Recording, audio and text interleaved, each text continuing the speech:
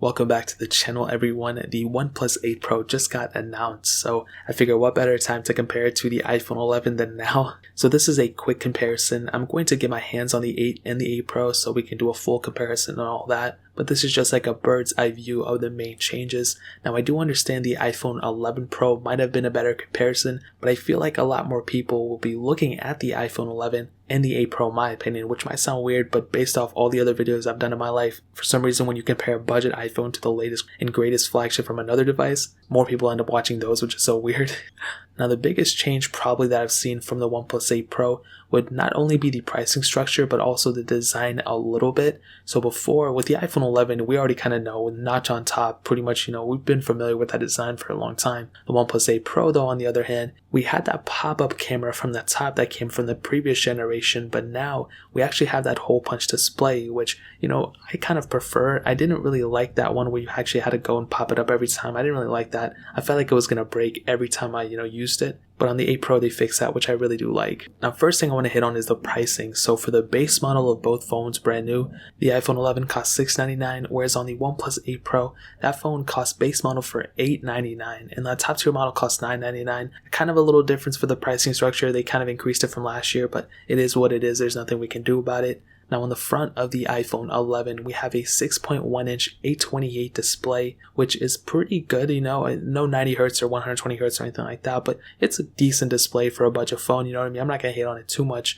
Whereas on the OnePlus 8 Pro, we have a 6.78-inch fluid AMOLED display. That one is 1440p, and that is a tremendous display as far as we know. It does have 120Hz refresh rate, which is really, really cool, and I'm really happy to hear that. Hearing strides of other manufacturers utilizing that kind of thing is super awesome, and I can't wait to get my hands on it to test it. So in terms of the display, the OnePlus 8 Pro is probably going to be better. Funny enough, we do finally have IP certification on the OnePlus 8 Pro as well. We never had it before, I guess, but now we have it, which is cool. The iPhone 11 does have IP68 dust and water resistance.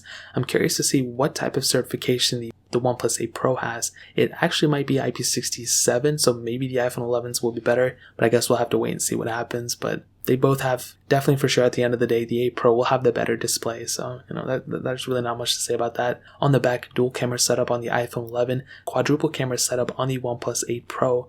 And even though I do believe the iPhone 11 might have the better images, I will have to test the cameras to see that. So, I can't make an assumption now. The OnePlus 8 Pro's camera does look really, really nice based off the photos that they took in their keynote. You have a 48 megapixel wide angle lens, an 8 megapixel telephoto lens, a 48 megapixel ultra wide sensor, and then a 5 megapixel depth lens. Where the iPhone 11 has a 12 megapixel wide angle lens and then a 12 megapixel ultra wide sensor. So I do think at the end of the day, OnePlus 8 Pro has more offerings, but I do, we'll see. I guess maybe the iPhone 11 will have the better camera sensors. Who knows? In terms of the performance, in terms of the software, this is a little bit different. I personally do feel like Oxygen OS is probably the best version of Android out there in terms of stock. They offer a lot of features and a minimalistic tone, which is what I like. But iOS, you guys know, is super minimalistic at its core. And I do think at the end of the day, the iPhone 11 will probably outlast the OnePlus 8 Pro for sure. But maybe OnePlus will change things up, who knows. But most probably the iPhone 11 will definitely outlast the OnePlus 8 Pro by many, many years. In terms of performance, iPhone 11 has the Apple A13 Bionic chip and 4GB of RAM,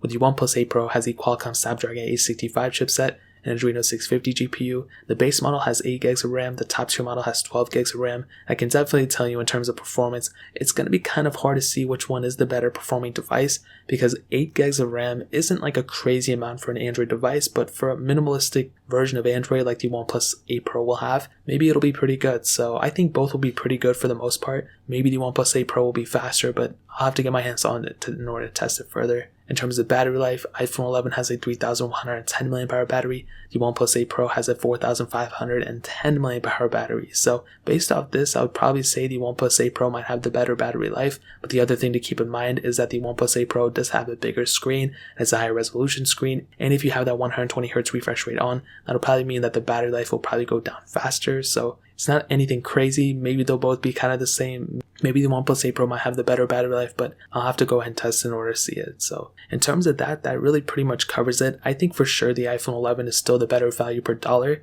but the OnePlus 8 Pro is still looking like a beast of a phone and it looks super crazy. So once I get my hands on it, I'll do a full comparison between these two for sure. So that's pretty much it. If you guys have any other questions or anything, leave it down in the comment section below. Hit the like button, that would mean so much, but definitely hit that subscribe button. Every single subscriber that we get really does count, so it means so much if you guys could hit that. Also check out the other links down in the description as well. My Twitter, my Instagram, my second channel. All those links are linked down below. I'd really appreciate if you guys could check it out. More importantly than everything else, I love every single one of you guys. Hopefully I'll catch you guys in the next video. Peace out till then.